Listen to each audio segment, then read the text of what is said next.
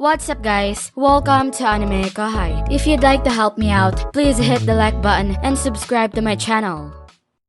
We won't be defeated. While Claude reprimanded Leon, Alros tried to lift his spirits with optimism. Though the task was daunting, they were determined to stop Leon from falling into enemy hands. In the throne room, they awaited positive news. Soon, the castle shook violently. The most intense battle took place where Vega wreaked havoc. Masora led the charge, demons stalling for time alongside the four pillars. Assisting them was Matal, the White Knight's leader. Matal, a striking beauty with blonde hair and blue eyes, excelled in healing magic, boosting their combat capabilities by her mere presence. The demons made good use of this advantage, putting up a strong fight against Vega. It was a fierce clash. As fighters fell, Matal revived and sent them back into battle repeatedly. Faced with relentless aggression, they had no choice but to throw themselves into the fray. Masora grimaced in pain, but she soldiered on. Her master, Rain, constantly put her through torment. And hey, if the demons decided to show up, Guy would take care of them. They were ready to fight and do their duty. But here's the thing. Vega's existence value was estimated at over 10 million, way more than the demons, even the higher-ranked ones who were only about 500,000. Masora wasn't far behind at 700,000. The demons didn't have any ultimate skills, so the gap in power was clear.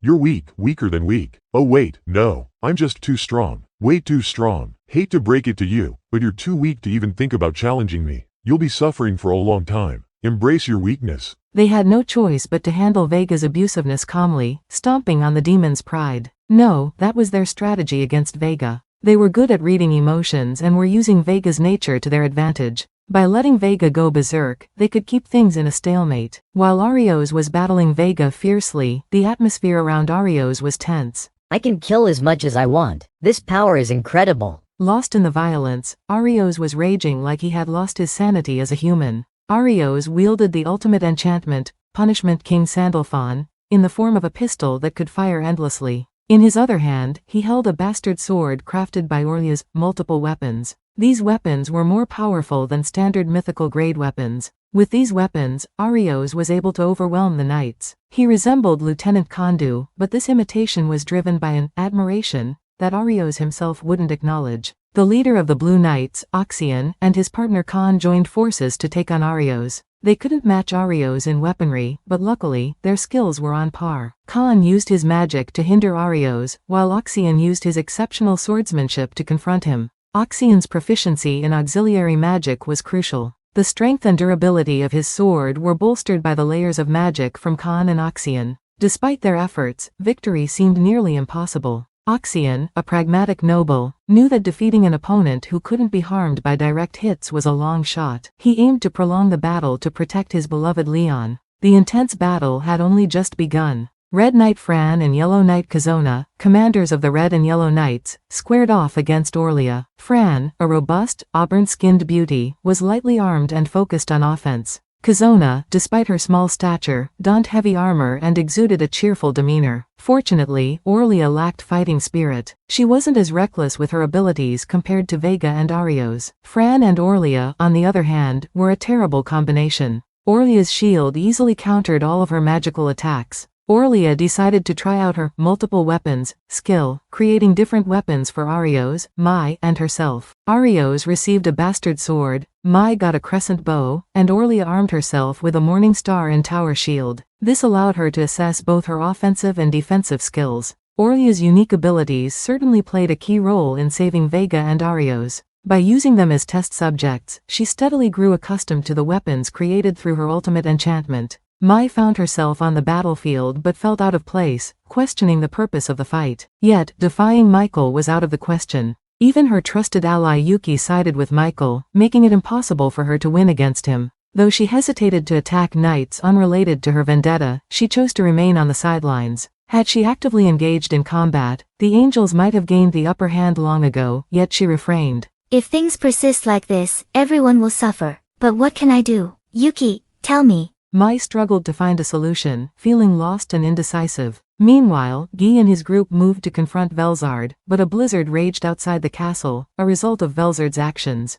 I'll take care of her, Guy declared, and no one objected. Having faced Velzard in numerous battles in the past, Guy knew she was formidable. It was clear that he had to be the one to confront her this time. Velzard unleashed her full power, visibly transforming from a girl into a mature woman. Her eyes, usually deep-sea blue, now glowed with a mysterious and malevolent golden light. This was Velzard's true form, her human battle form, indicating her seriousness. Filled with intense emotions, Velzard, stationed in the sky within the blizzard, joyfully called out to Guy. I love you, Guy. So, you should love me more and more by defeating me. With a broad grin, she challenged Guy. I knew this would be a hassle. Guy muttered in response. Guy was also putting up a real fight. It would be foolish to hold back against Velzard. And so, in the skies above the castle, a fierce battle erupted between the most powerful beings in the world. Guy was formidable. His existence value was nearly 40 million, showcasing his strength. But Velzard was on another level. She was more than twice as strong as Guy, possessing unimaginable power. Not only was she the creator's sister, but she was the most supreme being on Earth. Velzard never took things seriously, not even when facing her sister, Velgrind. She always held back her true power, maintaining a playful demeanor.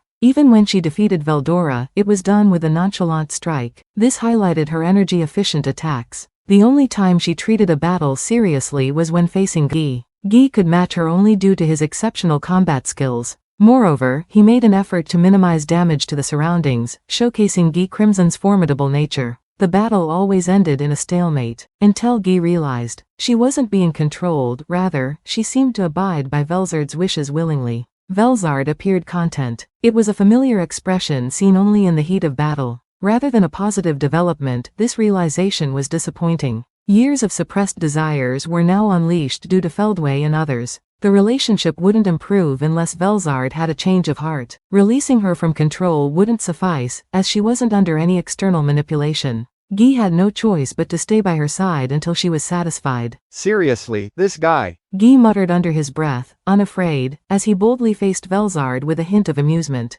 Above the fortress, hovering even higher than Velzard and the rest, facing Feldway and Zalario was Diablo. Evil demon ignorant of your place, you have the audacity to challenge us alone.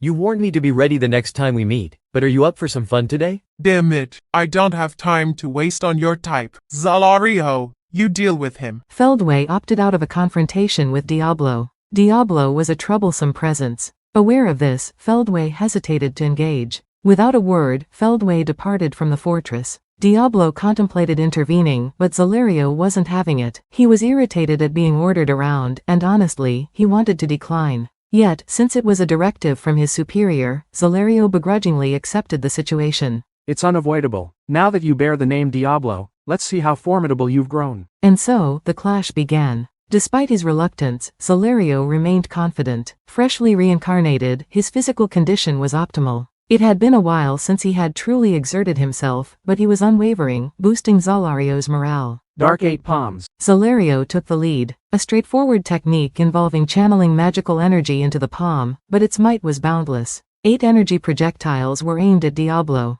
Pathetic. Is that all you've got? Diablo, in contrast, remarked in a disinterested tone. His words weren't meant to provoke or boast, but were his genuine sentiments. When contending with a lesser adversary, caution was vital. Diablo effortlessly dodged the projectiles and fixed a stern gaze on Zalario. Are you just a powerhouse amateur squandering your strength? He inquired seriously. Zalario felt irked, yet composed himself. This guy is the worst, he retorted, concealing his irritation. Be quiet. That was child's play for me. Besides, our power levels differ fundamentally. You should be more concerned about yourself, not me. This was an undeniable truth. Zalario found himself in a different position now compared to when he first ventured into Ramirez's labyrinth. With a physical form, he could unleash the full power of his main body in the Palace of Monsters. Boasting an existence value of over 20 million, he believed he could withstand even a true dragon. There was no concern about expending energy, as it would quickly regenerate. However, Diablo was the only one who chuckled. Amateurs lack the right approach. In battle, we must either crush our foe in one strike or brace for a lengthy struggle. Got it? The key is to fight without exhausting ourselves. If you can't grasp that concept, Zalario, you've been slacking off, quipped Diablo. Zalario was irked by Diablo's condescending tone. He might have tolerated it had Diablo spoken after a defeat, but the bout had just commenced. Despite the attempt to unsettle his opponent's thoughts, Diablo was genuinely offering advice.